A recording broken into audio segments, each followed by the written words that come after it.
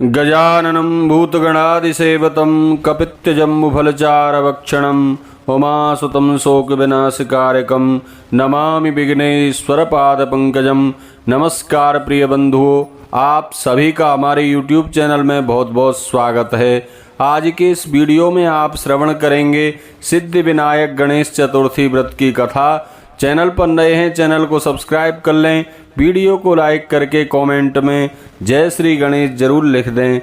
इस बार 2023 में भाद्रपद मास के शुक्ल पक्ष की विनायक चतुर्थी का व्रत आज 19 सितंबर मंगलवार के दिन किया जा रहा है। आज के दिन भगवान सिद्धि विनायक की पूजा अर्चना, व्रत, उपवास आदि करने से जीवन में आए हुए सभी विघ्न बाधाओं का नाश हो जाता है और भगवान सिद्धि विनायक हमें जीवन में रिद्धि सिद्धि शुभ लाभ प्रदान करते हैं। तो आइए श्रवण करते हैं सिद्धि विनायक गणेश चतुर्थी व्रत की कथा। एक बार प्रेम से कहिए, बोलिए गणपति गजानन भगवान की जय, शंकर भगवान की जय, पार्वती माता की जय। प्राचीन समय की बात है, एक बार भगवान शिव और माँ पार्वती नर्मदा नदी के किनारे बैठे थे। वहाँ माँ पार्वती ने भगवान शिव से समय व्यतीत करने के लिए चौपड़ खेलने को कहा।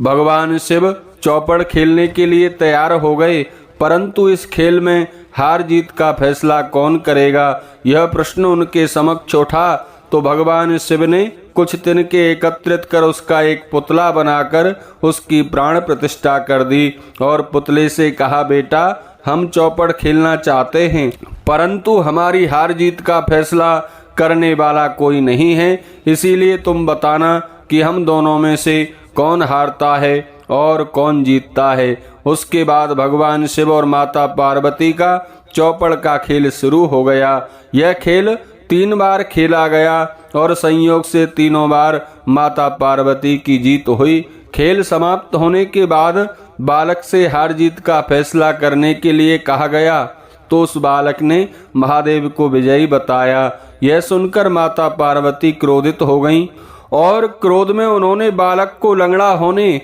कीचड़ में पड़े रहने का श्राप दे दिया। बालक ने माता पार्वती से माफी मांगी और कहा कि यदि मुझसे अज्ञानतावश ऐसा हुआ है, मैंने किसी द्वेष भाव से जानबूझकर ऐसा नहीं किया, माँ आप मुझे क्षमा कर दें। बालक द्वारा क्षमा मांगने पर माता पार्वती ने कहा, यहाँ से गणेश पूजन के लिए नाग कन्याएं आएंगी, उनके कहे अनुसार तुम गणेश व्रत करो, ऐसा करने से तुम मुझे प्राप्त करोगे। यह कहकर माता पार्वती भगवान शिव के साथ कैलाश पर्वत पर चली गईं।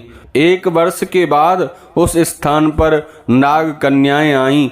तब नाग कन्याओं से श्री गणेश भगवान के व्रत की विधि मालूम करने पर उस बालक ने 21 दिन लगातार गणेश जी का व्रत किया। उसकी श्रद्धा से श्री गणेश जी प्रसन्न हुए। उन्होंने बालक को मनोवांछित फल मांगने के लिए कहा।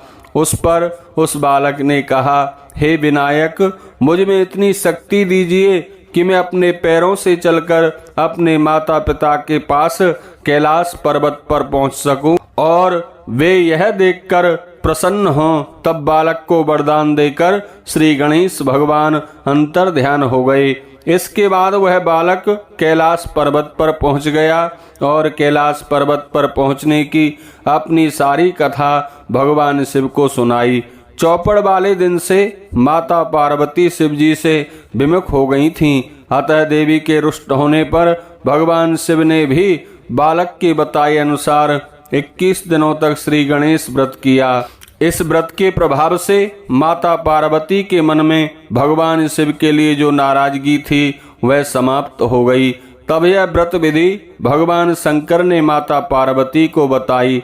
यह सुनकर माता पार्वती के मन में भी अपने पुत्र कार्तिकेय से मिलने की इच्छा जागृत हुई।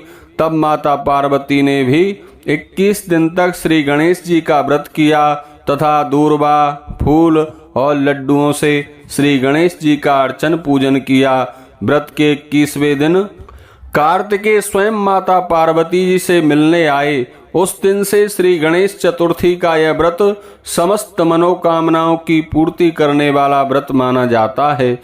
इस व्रत को करने से भगवान सिद्धि विनायक व्रतकर्ता के सभी कष्ट दूर कर देते हैं और समस्त मनोकामनाएं पूर्ण करते हैं। बोलिए सिद्धि विनायक भगवान की जय।